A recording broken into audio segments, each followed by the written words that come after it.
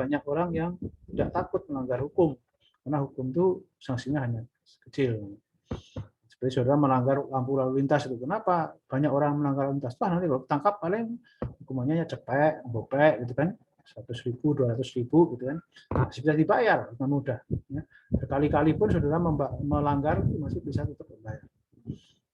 Coba kalau sanksinya umumnya 5 juta atau 10 juta sekali pelanggaran, maka orang mungkin mikir kalau mau melanggar hukum lampu lalu lintas itu.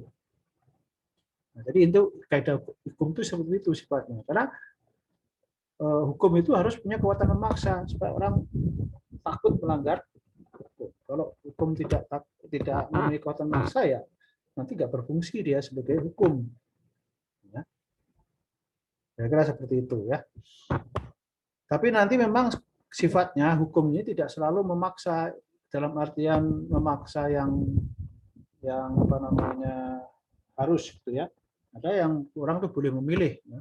Jadi hukum itu ada yang sifatnya memaksa mutlak, ada yang boleh memilih. Memilih itu artinya memilih.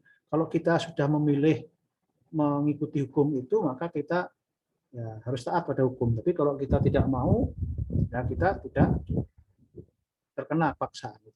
Itu namanya hukum pilihan namanya. Nanti kita akan bahas sifat-sifatnya. Kita sekarang lihat tuh penggolongan hukum nih. Penggolongan hukum bisa lihat dari sumbernya, bisa lihat wilayahnya, sifatnya, isinya, dan fungsinya. Penggolongan hukum ya.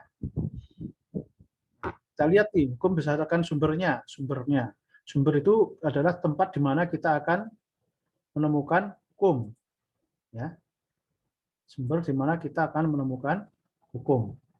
Nah, saudara akan bisa menemukan hukum itu dalam sumber hukum yang sifatnya material, ada sifatnya formil. Yang material itu ya saudara bisa lihat itu sumber di mana ketentuan-ketentuan yang diatur itu berada. Biasanya sumber hukum material itu dia berasal dari masyarakat, ya. Bisa nilai-nilai yang berlaku di masyarakat. Contohnya kalau masyarakat yang beragama, maka nilai-nilai hukumnya itu akan banyak bersumber dari agama, ya kan? Itu seperti itu.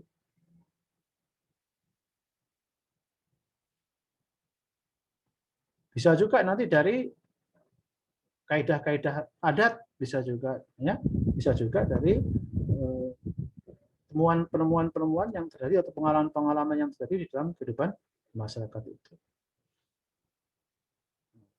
Sehingga nanti kalau kemudian mau dibuat sebuah aturannya resmi, contohnya seperti undang-undang, maka digalilah ya sumber hukum material itu dari situ ya, dari nilai yang berlaku di masyarakat itu. Jadi kalau sudah lihat sumber hukum material ini terkait dengan faktor-faktor yang turut serta menentukan isi hukum. Apa isinya hukum itu nanti tergantung dari sumber hukum materialnya yang dipakai. Contohnya hukum nanti hukum perkawinan. Hukum perkawinan di Indonesia ini isi hukum perkawinan itu nanti hampir 100% ya, mungkin 95% itu berasal dari ketentuan agama, terutama agama Islam. Kenapa? Karena pada buat undang-undang itu orang Islam itu ada 95% juga. Walaupun kemudian itu juga diakomodasi untuk agama yang lainnya. Ya. Itu satu contoh.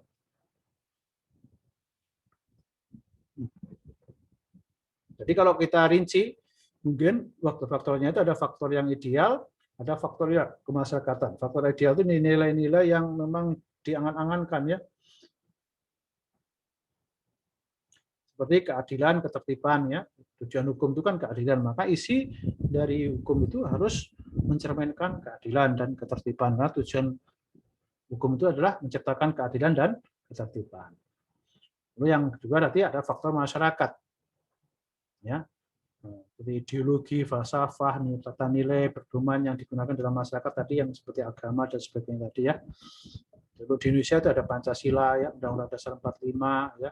Itu nanti juga sebagai faktor-faktor yang membentuk hukum yang ada. Ya. Nah, ini kalau saudara mau lihat secara rinci itu faktor-faktor itu adalah ekonomi, struktur ekonomi, kebiasaan yang berlaku di masyarakat, hukum yang berlaku saat itu, entah itu hukum adat atau hukum apa, agama, kesusilaan, kesadaran hukum, dan tata hukum negara lain. Jadi hukum yang berlaku di Indonesia juga bisa dipengaruhi oleh negara lain. Banyak itu ya. Contohnya kita bisa punya KUH Perdata, KUH pidana kita itu merupakan hukum yang berlaku di negeri Belanda. Ya kita kemudian pakai di Indonesia. Artinya hukum pidana dan hukum perdata kita itu dipengaruhi oleh hukum orang lain, yaitu hukum Belanda. Pada waktu karena kita menjajah kita ya.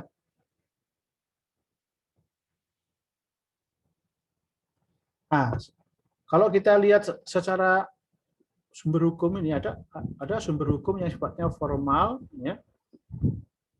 Nah, yang sudah ditentukan bentuk-bentuknya oleh peraturan perundang-undangan. Ya. Kalau sudah bisa melihat nanti di undang-undang yang mengatur masalah perundang-undangan. Ya. Ada undang-undang yang mengatur masalah perundang-undangan. Nah, di situ nanti akan sudah perhatikan ada berbagai macam sumber hukum dalam artian formal ini. Kita lihat ada undang-undang, ya undang-undang itu mulai dari undang-undang dasar sampai undang-undang yang dibuat DPR itu ya. Dan juga undang-undang yang dibuat oleh presiden dalam bentuk peraturan pemerintah, peraturan presiden, nanti ada peraturan menteri, peraturan gubernur, dan semua peraturan yang formal ya. Ya. Itu namanya undang-undangan yang tertulis ini kan. Kemudian ada kebiasaan. Kebiasaan ini adalah suatu aturan yang tidak tertulis yang berlaku di masyarakat yang terus-menerus nanti berlaku di masyarakat. Ini yang sering juga disebut tadi adat. Ya, jadi adat itu nanti bisa jadi sumber hukum bisa, ya. Traktat itu perjanjian, ya, perjanjian itu. Ya, perjanjian itu bisa perjanjian antar orang perorangan, bisa juga perjanjian antar negara, antar masyarakat, ya, dan sebagainya. Ya. Nah, traktat ini mulai kalau sudah lihat di peraturan nanti kita akan bicara perjanjian ya. Nah, dalam hukum perjanjian kalau sudah berjanji maka janji itu mengikat seperti undang-undang. Jadi jangan sampai saudara itu mengingkar janji karena janji itu akan mengikat undang-undang ya. Akan mengikat seperti undang-undang.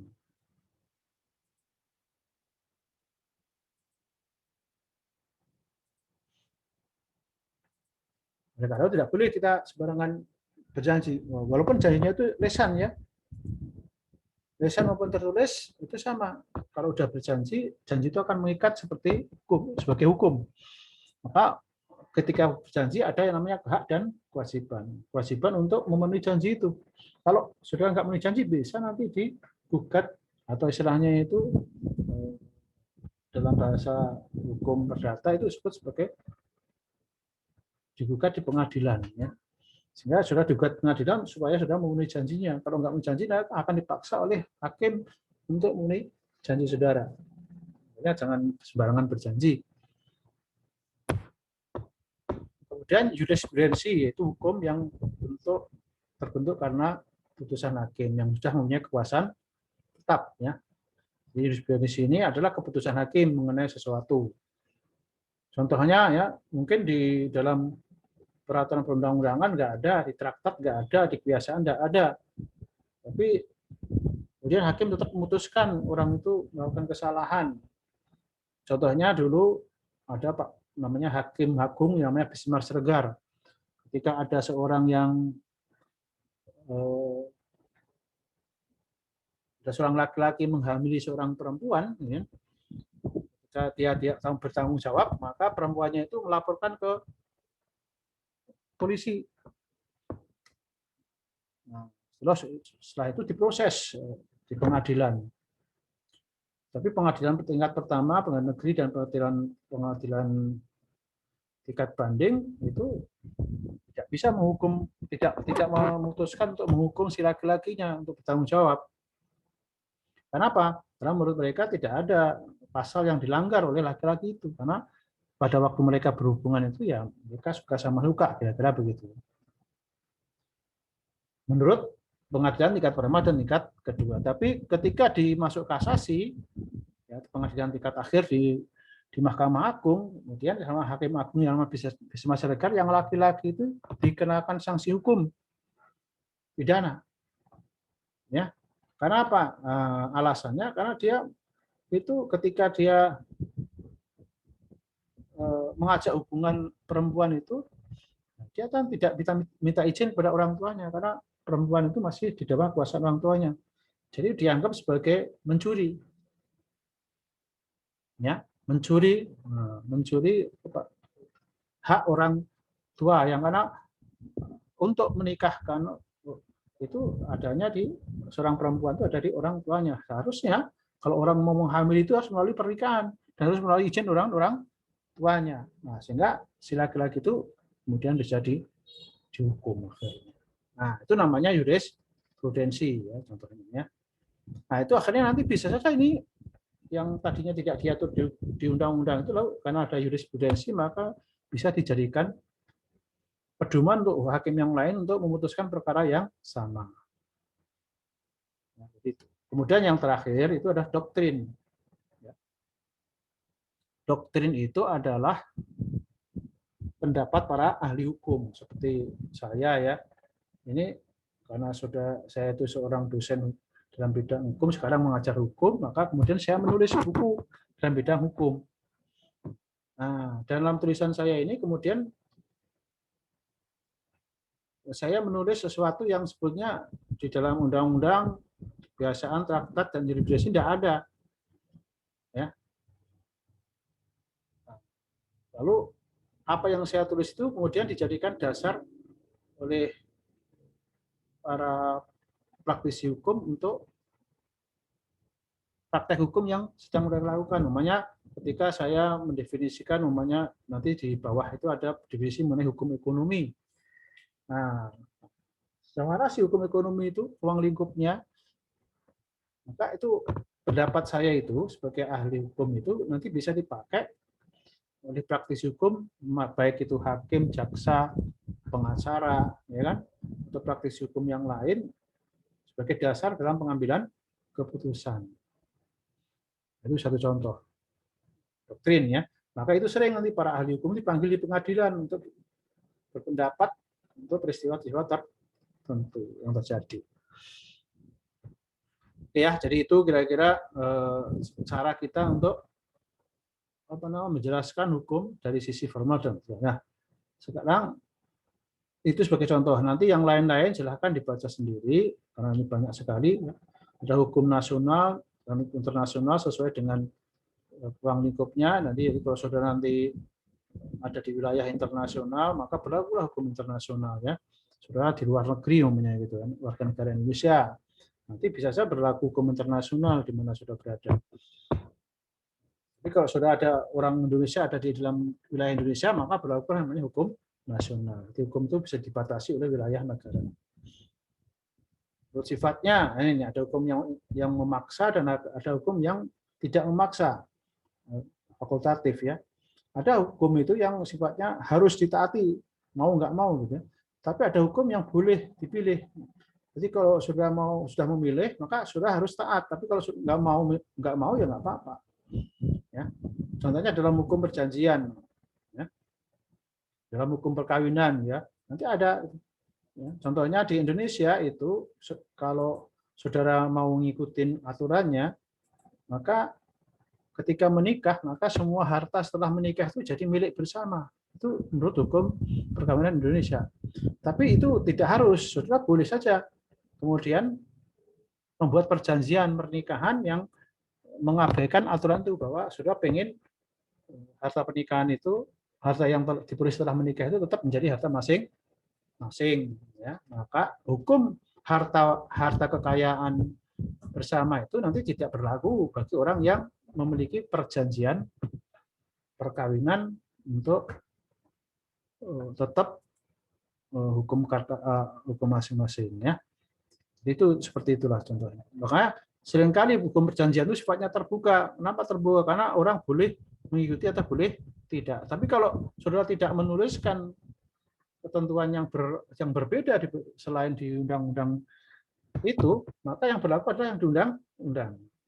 Contohnya kalau saudara menikah, Kemudian tidak ada perjanjian untuk membatasi, untuk merubah aturan yang ada dalam undang-undang perkawinan. Maka yang berlaku adalah undang-undang perkawinan, gitu ya. Sama dengan KUH Perdata nanti juga begitu, ya.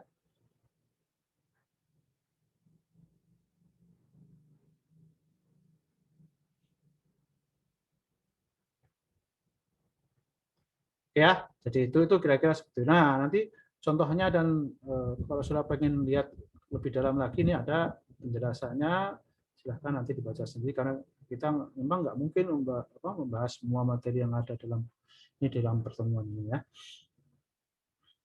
Oke, yang berikutnya hukum isi. Jadi isinya itu ada hukum publik dan hukum privat, ya. Hukum publik itu hukum yang menyangkut hubungan negara dengan warga negara atau negara dengan lembaga negara yang lain. Sedang hukum privat itu hukum yang mengatur hubungan antara warga negara dengan warga negara. Nah, hukum publik ini sifatnya memaksa untuk seluruh masyarakat. Contohnya, hukum publik itu adalah barang siapa mengambil hak milik orang lain tanpa izin, maka dia akan dikenakan hukuman pidana, namanya maksimal 3 tahun. Itu disebut orang yang mencuri, kan. Nah, mencuri itu termasuk hukum pidana karena itu berkaitan dengan ketertiban masyarakat pada umumnya. Maka diatur oleh negara dalam hukum pidana. Hukum pidana adalah hukum publik. Beda dengan hukum privat. Nah, hukum privat itu yang menyangkut kepentingan pribadi-pribadi, orang perorangan dari anggota masyarakat. Contohnya, saudara bertransaksi jual beli, saudara membeli buah di pasar, gitu kan. Maka ketika terjadi perselisihan di situ, maka hukum yang mengaturnya itu hukum privat, ya. Nah, itu seperti itu.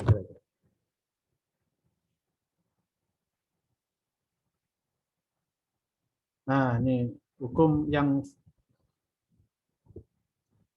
hukum juga bisa dilihat dari hukum material dan hukum formil. Kalau hukum material itu hukum dilihat dari isi ketentuan larangan dan suatu yang dilarang dan suatu yang tidak boleh dilakukan di situ, ya. Nah, sedangkan hukum formil itu berkaitan dengan bagaimana cara menegakkan hukum.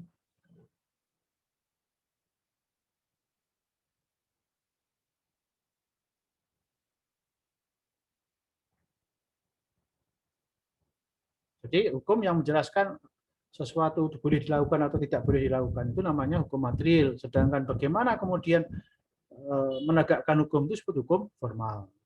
Nah, contohnya hukum formal itu hukum acara, ya, hukum acara perdata, hukum acara pidana, ya.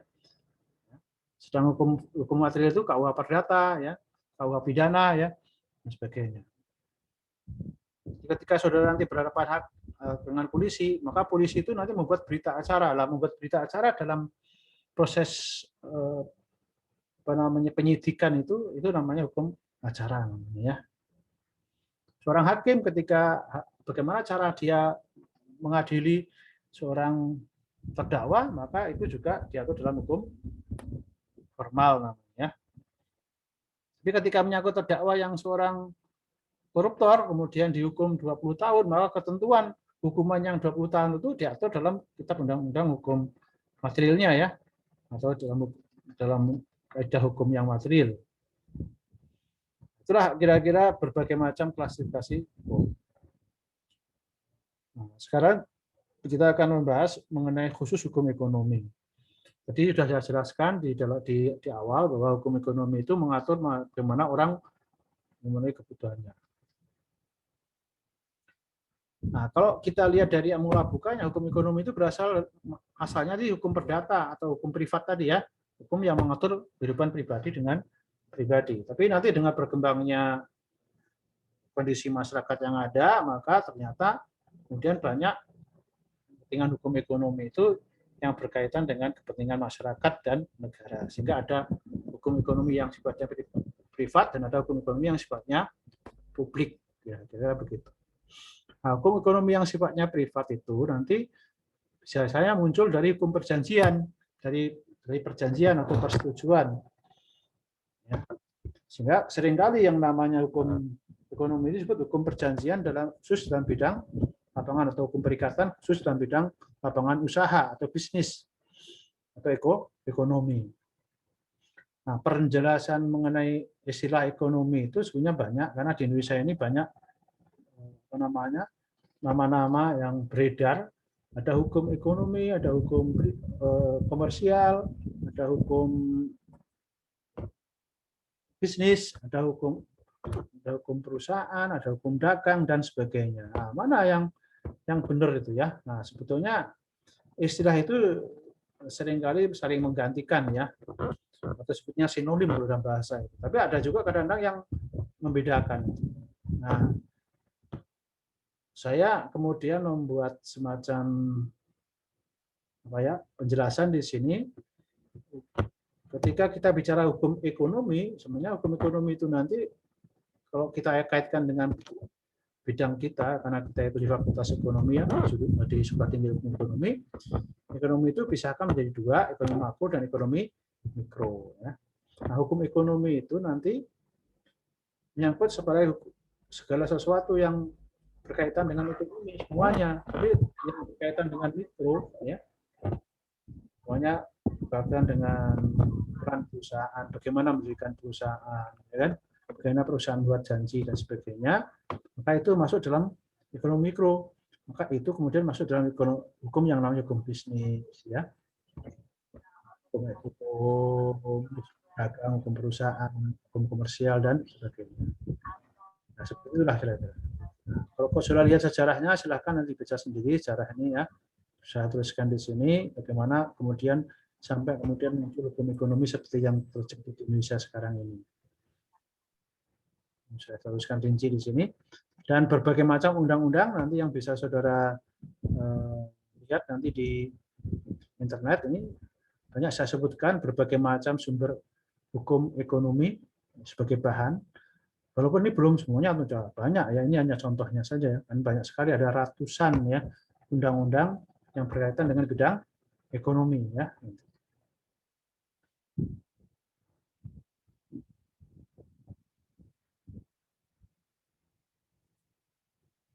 Sekarang kita akan melanjutkan untuk mendefinisikan lalu hukum ekonomi itu pengertiannya seperti apa nih. Saya sudah coba mendefinisikan dengan ringkas ya. Hukum ekonomi itu adalah hukum yang mengatur seluruh kegiatan ekonomi apapun bentuknya dan siapapun pelakunya. Jadi ini pengertian yang simpel ya, ringkas ya. Hukum ekonomi adalah hukum yang mengatur kegiatan ekonomi yang. Jadi persoalan apa itu kegiatan ekonomi? Tadi saya jelaskan. Kegiatan ekonomi adalah kegiatan untuk memenuhi kebutuhan. Kalau sudah definisi ekonomi ini ya, intinya begitu. Yang tidak terbatas dengan kondisi atau kebutuhan yang terbatas.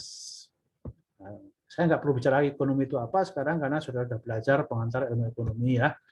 Ada kemarin yang dapat pengantar ekonomi makro, mungkin sekarang dapat pengantar ekonomi mikro. Silahkan nanti dibahas, dibaca atau dimintai penjelasan di bidang ekonomi itu di dosen ekonomi masing-masing. Nah, di sini saya cuplikan pengertian sedikit selintas ya mengenai apa itu ekonomi sebagai referensi, karena ini kita bicara masalah aspek hukum ya. Jadi tidak spesifik membahas masalah ekonomi ya. Nah, lalu di mana nanti hukum bisnis dan hukum tadi saya jelaskan, bahwa hukum bisnis, hukum komersial ya, hukum dagang, hukum ya, nama-nama itu muncul dari peristiwa-peristiwa ekonomi yang muncul di situ ya. Ketika ada kegiatan bisnis, usaha, menjalankan usaha, maka muncullah hukum perusahaan atau hukum bisnis. Itu secara mikro ya. Oke, itulah hukum ekonomi. Sampai di sini ada pertanyaan. Selesailah bab 1 ya. Secara ringkas.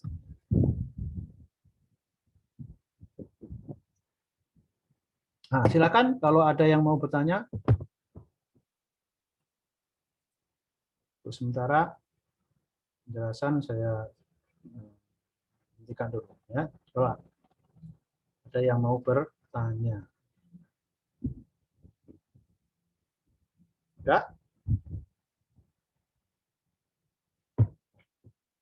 Halo? Pada dengar suara saya? Dengar Pak, dengar. Nah, Dengaran Pak. Oke, kalau ada yang bertanya silakan ya. Boleh dihidupkan namanya speakernya ya. Saya tunggu 1 sampai 2 menit ya.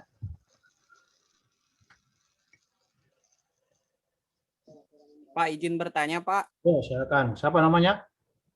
Saya Rianudin. Oke, Rianudin ya, silakan.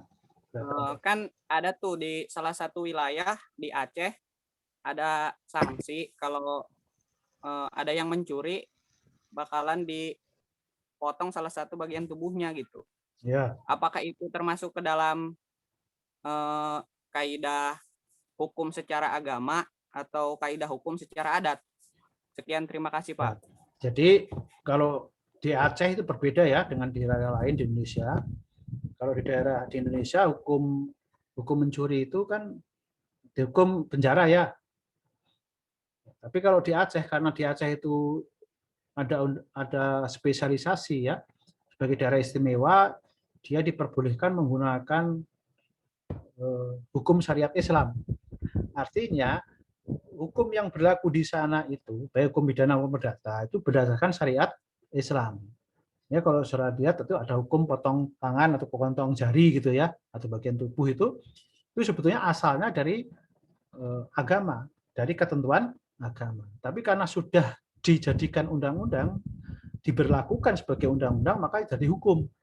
Jadi itu sebagai hukum yang bersumber dari agama ya. Jadi bukan agama lagi ya, tapi hukum yang bersumber dari agama. Tapi yang saya jelaskan tadi kan ada hukum itu secara material bisa bersumber dari adat, bisa bersumber dari agama, ya bisa bersumber dari perjanjian dan sebagainya. Ya, itu adalah hukum yang berasal dari agama sehingga sudah menjadi hukum ya, namanya hukum ya. Di hukum mencuri di Aceh ya itulah hukumannya seperti itu. Tapi kalau sudah ada di Jawa nggak akan berlaku hukum itu kan. Yang berlaku ya hukum pidana di KUH pidana itu ya, hukuman penjara nanti kan. Tapi kalau di Aceh jadi hukum potong jari atau potong tangan atau potong bagian tubuh. Oke, itu jawabannya. Silakan. Yang lain mungkin atau ada yang mau menanggapi yang lain silakan. Tidak harus saya aja yang menjawab ya. Yang lain juga boleh ikut menjawab. Kita masih punya waktu sekitar 5 menit.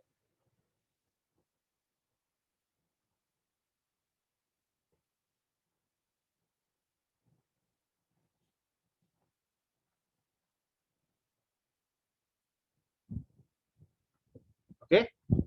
Nggak ada lagi? Oke, kalau nggak ada, kita lanjutkan aja ya untuk membahas apa namanya materi berikutnya supaya nggak sia-sia ya. Jadi nanti kita akan bahas berikutnya itu nanti dalam pertemuan berikutnya ini adalah bab 2 dan bab 3 ya. Ada hukum perdata, pribadi dan hukum warga ya. Nah, hukum perdata itu masuk dalam kategori hukum privat ya. Hukum privat tadi saya jelaskan, hukum privat hukum yang mengatur hubungan antara orang per orangan atau bukan hukum yang mengatur hubungan warga negara dengan warga negara. Jadi kalau sudah perhatikan hubungan itu memang ada ruang lingkupnya ya. Nah, contohnya saudara melakukan perkawinan. Nah, perkawinan itu masuk kategori mana? Apakah kategori hubungan pribadi atau hubungan yang berkaitan dengan negara? Ternyata di Indonesia ya hukum perkawinan itu dijadikan hukum publik ya. Kenapa? Karena itu diatur oleh negara, bukan diatur oleh pribadi masing-masing gitu ya. Sehingga ada muncul undang-undang perkawinan itu yang ada yang sifatnya memaksa di situ. Sehingga kalau orang yang melakukan perkawinan itu melanggar hukum, maka nanti bisa dipaksa oleh negara. Ya. Apalagi sekarang contohnya dalam hubungan keluarga itu ya, hubungan anak ya, orang tua dengan anak itu pun juga diatur oleh negara. Sehingga kalau sudah perhatikan nanti seorang orang tua yang memukuli anaknya itu bisa masuk dalam kategori hukum pidana. Padahal itu kan hukum keluarga, kan hubungannya anak yang nakal, kemudiannya terus karena nakal, saking jegelnya orang tuanya untuk menghukumnya itu lalu dipukul ya. Nah, maka kalau ada orang yang tahu kemudian melaporkan orang tua yang memukul anaknya itu, orang tua itu bisa dikenakan hukum pidana, yaitu hukum kekerasan rumah tangga. Ya, ada hukumnya sendiri itu ya. Atau hukum perlindungan anak. Kalau anak itu masih di bawah 18 tahun, maka nanti orang tua itu bahkan bisa dicabut itu ya, nanti haknya untuk memelihara anak itu, perwaliannya sebagai orang tua bisa dicabut kalau dia terlalu kejam dalam memperlakukan anaknya. Nah, ini contoh dari yang tadinya hukum pribadi sekarang menjadi hukum publik ya, negara ikut campur di dalam rangka negara ikut campur ini, maka hukum menjadi hukum publik ya, yang tadinya hukum pribadi. Jadi mula bukanya memang hukum pribadi ya, asal muasalnya sebelum ada ketentuan-ketentuan undang-undang kekerasan rumah tangga dan undang-undang perlindungan anak, maka yang berlaku dalam hubungan keluarga itu adalah hukum perkawinan. Itu Undang-Undang Nomor 1 Tahun 74. Silakan nanti saudara download tuh ya, undang-undangnya bisa dibaca langsung di sana sebagai sumber hukum. Nanti kita bisa gunakan untuk diskusi di pertemuan yang kedua. Ya, siapkan dari sekarang ya. Kalau saudara mau pakai buku saya ya nanti baca bab 2 ini ya. Bab 2 itu hukum perdata dan hukum pribadi dan hukum keluarga. Kalau hukum pribadi ya itu sumbernya nanti ada di Kitab Undang-Undang Hukum Perdata. Ya. Kitab Undang-Undang Hukum Perdata ya. Buku 1 itu yang saudara baca di sana nanti berkaitan dengan hukum pribadi ya. Hukum keluarga juga diatur di KUH Perdata, tetapi dengan munculnya Undang-Undang Nomor 1 Tahun 74, maka undang-undang yang peraturan perundang-undangan yang berlaku yang ada di KUH Perdata itu, Kitab Undang-Undang Hukum Perdata itu menjadi tidak berlaku atau digantikan. Ya, khusus untuk hubungan keluarga, nanti kita menggunakan Undang-Undang 1 Tahun 74 kecuali ya di dalam Undang-Undang 74 itu belum diatur, maka masih berlakulah KUH Perdata itu selama belum diatur dalam Undang-Undang Perkawinan dan Undang-Undang yang lainnya. Ya, itu penjelasan ringkas mengenai materi kita yang kemudian yang nanti silahkan ya, karena nanti seterusnya saya tidak selalu akan menggunakan metode ceramah ya. Nanti bisa saja kita akan diskusi karena materinya hukum itu sebenarnya sudah tinggal dibaca banyak di mana-mana ya. Saya juga sudah menyediakan bukunya, di undang-undangnya tersedia. Nah, kalau saudara baca nanti bisa langsung diskusi dan nanti saya pandu untuk diskusi, tidak lagi dengan ceramah. Dan nanti kita lihat dalam diskusi itu nanti kita akan nilai siapa yang jadi peserta berpartisipasi dan yang tidak. Yang berpartisipasi akan dapat nilai diskusi, ya partisipasi, dan itu masuk nanti dalam nilai tugas dan sebagai dasar untuk memberikan nilai tambah pada nilai-nilai ujian. Jadi nanti kalau diskusi ya harus ikut diskusi ya, ikut bertanya, ikut menjawab, menanggapi ya. Nanti jangan sampai nanti diam saja ya, diam saja nanti nggak dapat nilai. Nah, nanti diskusi bisa kita gunakan metode Zoom dan juga metode pakai WA ya. Karena kalau di Zoom kan terbatas gitu. Kita masih punya waktu 1 menit kira-kira ya. Jadi itu ya. Jadi silahkan nanti dibaca di buku KUH Perdata yang berkaitan dengan hukum pribadi ya. Nah, hukum perdata itu apa? Hukum perdata itu adalah hukum yang mengatur hubungan pribadi antar orang atau badan hukum dengan orang atau badan hukum yang lainnya. Tadi sudah saya jelaskan ya. Hukum perdata ini maksudnya dalam hukum privat, jadi mengatur hukum pribadi, antar pribadi. Nah, pribadi di dalam Indonesia, di dalam hukum itu ada 2, ada manusia dan ada badan hukum. Nanti kita bahas tuh nanti di hukum pribadi ini ya. Nah, sudah lihat di sini bahwa perdata itu isinya ada buku 1 sampai buku 4 ya. Nah, yang kita pelajari minggu depan itu buku 1 dan ini buku 1 ya. Dan kitab undang-undang bukan kitab ya. Undang-undang perkawinan ya, sumbernya ya. Buku 1 dan undang-undang bertanya. Nanti kalau kita sudah selesai hukum pribadi dan hukum keluarga, bisa kita masuk pada buku kedua, yaitu yang mengatur masalah harta kekayaan. Nah, baru nanti pertemuan yang ketiga kita masuk dalam hukum perikatan dan seterusnya. Ya, waktunya hampir habis ya. Silahkan yang mau bertanya nanti.